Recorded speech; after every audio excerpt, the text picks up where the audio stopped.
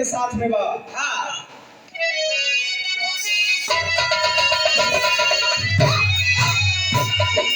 छोटा से माता पार्वती कहती कहा छोटा ये सैया छोटा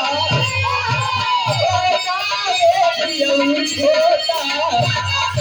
छोटा ये हर बनावा कमर न पानी सुना कमिया के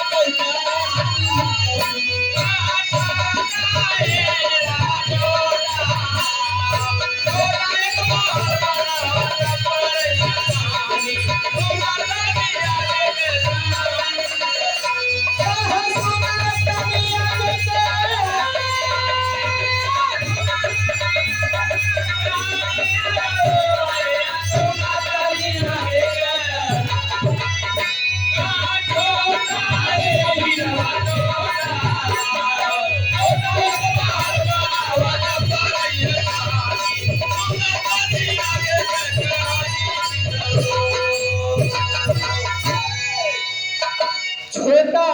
एक महल बनावा तब्बर यह पानी सुना तनी आगे का कहानी में तो